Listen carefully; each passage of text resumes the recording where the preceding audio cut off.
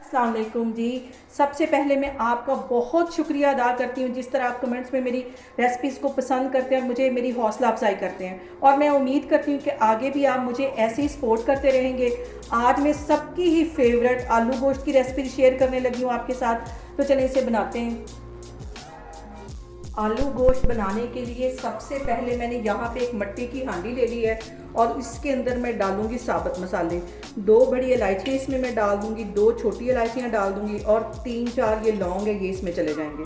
और 2 ये दालचीनी के छोटे छोटे टुकड़े, आधा इंच से भी कम, ये इसमें चले जाएंगे। इसके साथ ही 1 गिलास मैं पानी का डाल दूंगी और ये 2 छोटे छोटे साइज़ के प्याज थे, इसे मैंने बारीक काट दिया था, ये इसमें चले जाएंगे। और इसके साथ ही 4-5 जवे ये लहसुन के हैं, ये इसमें चले जाएंगे। और 2 टमाटर थे, ये भी छोटे से साइज़ के थे, ये मैंने रफली से काट दिए थे, ये इसमें चले जाएंगे। इसके साथ ही आधा टीस्पून के करीब मैं ये हल्दी डाल दूंगी और 1 टीस्पून इसमें मैं नमक का डाल दूंगी। और इसके साथ ही आधा किलो के करीब ये मटन का गोश्त है, ये इसमें चला जाएगा।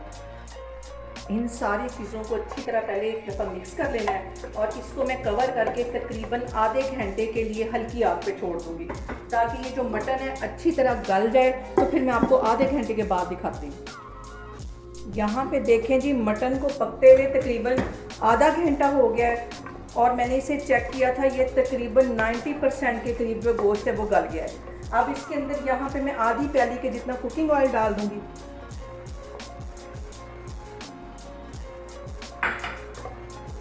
और इसके साथ ही आधा टीस्पून से थोड़ी सी ज़्यादा ये रेड वाली मिर्च है, ये इसमें डाल दूँगी।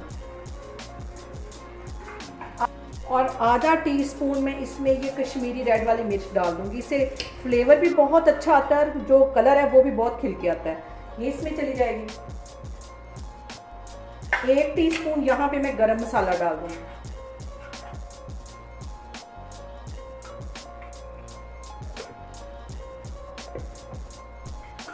यहाँ पे मैं तकरीबन 15 मिनट के लिए मटन को अच्छी तरह भून लूँगी ताकि मटन की जो हीक है वो भी ख़त्म हो जाए और इसके ऊपर अच्छी तरह घी आ जाए। और दूसरी बात ये कि आपने मेरी रेसिपीज़ बनाते वक्त बिल्कुल भी घबराना नहीं है, बिना स्किप किए हुए आप मेरी वीडियोस देखें। इंशाल्लाह ताला आपकी चीज़ें भी ऐसे ही बनेंगी।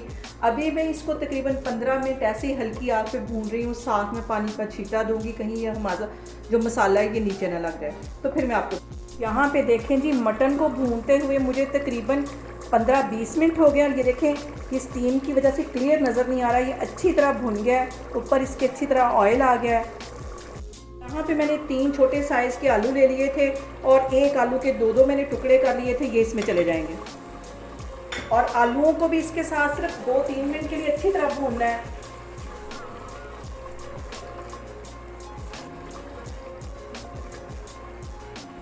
और अब इसके साथ ही आधा टीस्पून मैं कुटी हुई काली मिर्च डाल दूँगी। इसे मैं हमेशा एंड में डालती हूँ, एंड में डालने से इसका जो फ्लेवर है वो बहुत अच्छा आता है।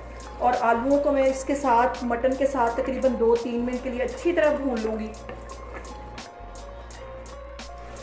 और आलूओं की जो कटिंग होती है वो भी बहुत अहम होती है आलू गोश्त के अंदर। छोटे साइज़ के कभी भी इसमें आलू काट के नहीं डालते, छोटा साइज़ हमेशा सब्ज़ी में जाता है और मटन वगैरह में जो हम चिकन में डालते हैं वो जो आलू का साइज़ होता है वो बड़ा होता है, उससे भी देखने में अच्छा लगता है। यहाँ पे आलू गोश्त का जो सालन है वो अच्छे से भुन गया है। अब मैं तकरीबन 1 गिलास के करीब इसमें पानी डाल दूँगी शोरबे के लिए। यहाँ पे देखें जी, मैंने 1 गिलास पानी का डाल दिया है शोरबे के लिए। आपको जितना शोरबा पसंद हो आप उतना उसमें पानी डाल सकते हैं। और आग में बिल्कुल स्लो करने लगी हूँ और इसको कवर करने लगी हूँ 10 मिनट के लिए ताकि अच्छी तरह आलू भी गल जाएं और जो मटन का फ्लेवर है वो सारा आलूओं के अंदर और शोरबे के अंदर आ जाए। आग में स्लो करने लगी तो आपको 10 मिनट के बाद दिखाती हूँ। यहाँ पे देखें जी, आलू गोश्त को कवर करके रखे हुए मुझे तकरीबन 10 मिनट हो गए और ये देखिए कितना प्यारा कलर आया है और जितना मुझे शोरबा चाहिए था उतना ये बन के तैयार हुआ है। अब मैं आपको डिश आउट करके दिखाती हूँ।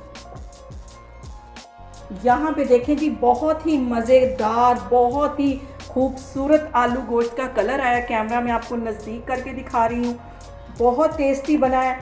आप लोग भी इसको लाजमी ट्राई करें और मुझे कमेंट्स में बताएं कि आपको मेरी रेसिपीज़ कैसी लग रही हैं, और मेरी वीडियोस को ज़्यादा से ज़्यादा शेयर करें और मुझे सब्सक्राइब करें। इंशाल्लाह ताला मैं एक और वीडियो के साथ आपके सामने आऊँगी। अल्लाह हाफिज़।